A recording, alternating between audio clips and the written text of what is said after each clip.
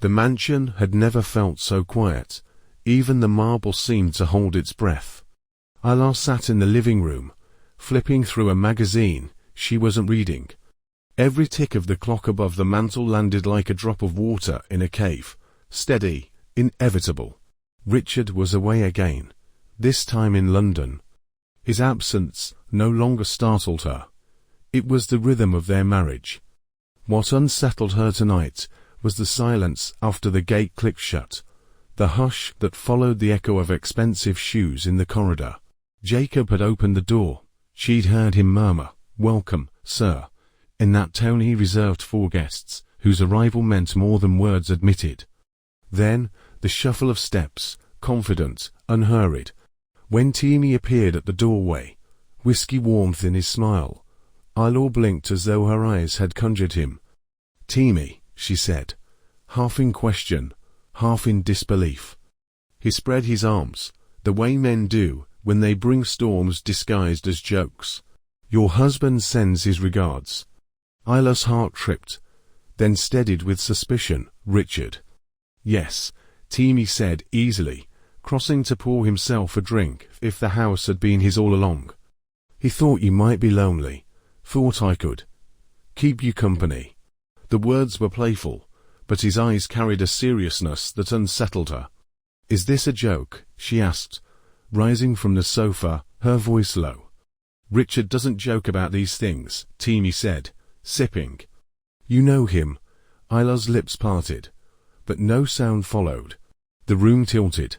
All the venom Jane had poured on her, all the whispered doubts, all the cracks she'd papered over, suddenly they weren't shadows anymore.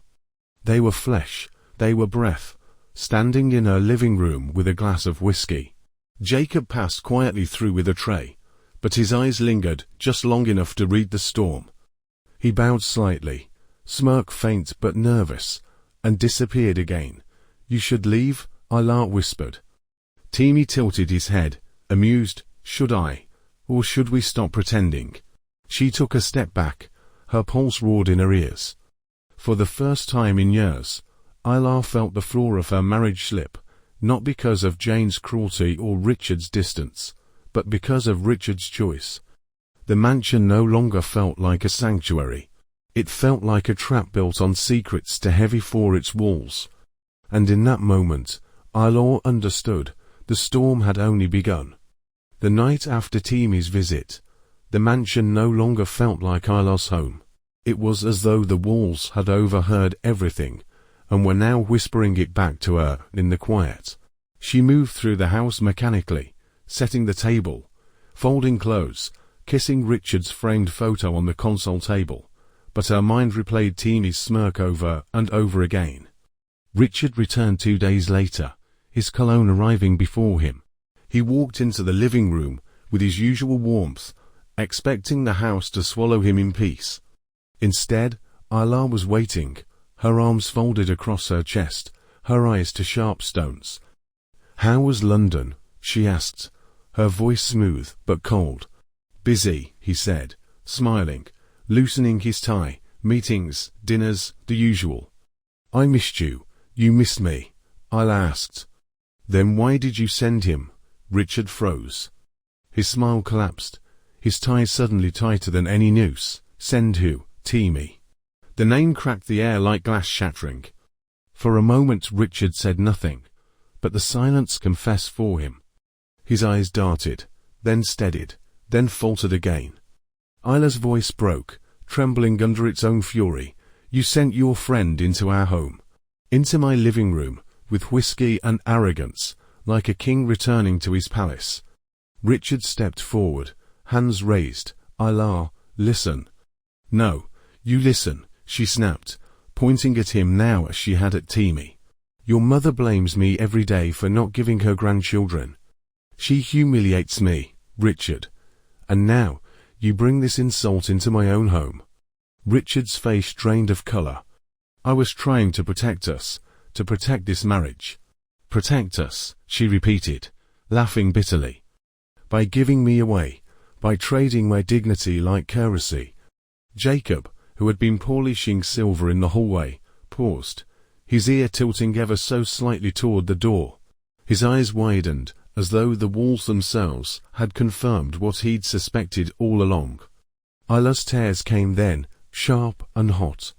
"You were supposed to stand by me, Richard, through everything. But instead, you turned me into a bargaining chip."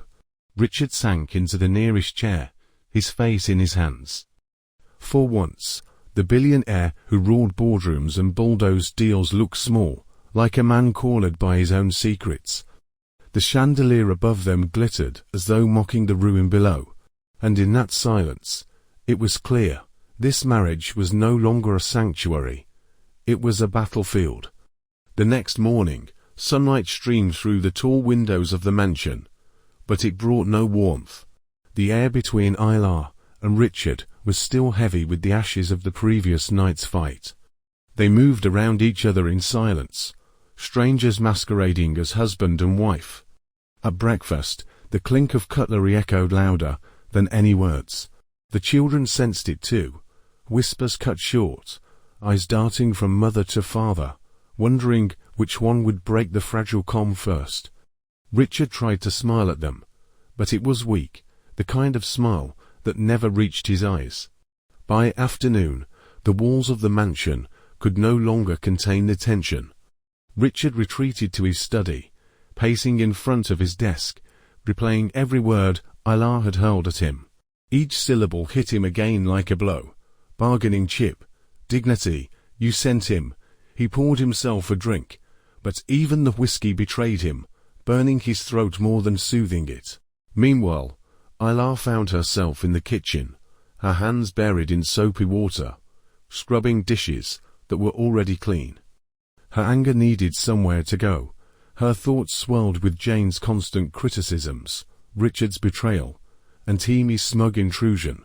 She was caught between fury and heartbreak, and the more she tried to bury it, the sharper it cut. Jacob, ever the quiet observer, sensed the fault lines spreading. He lingered just long enough to catch the tension, but never long enough to be accused of meddling.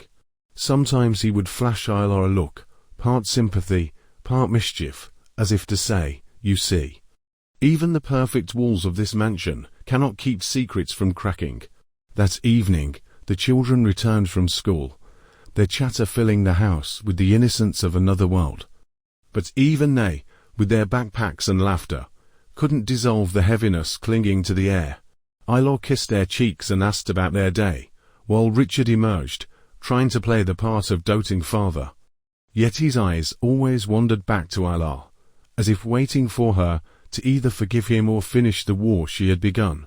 And in that silence between them, one truth became clear. Love had not vanished, but it was buried beneath layers of lies, resentment, and fear. The marriage wasn't over, but it was balancing on the edge of collapse.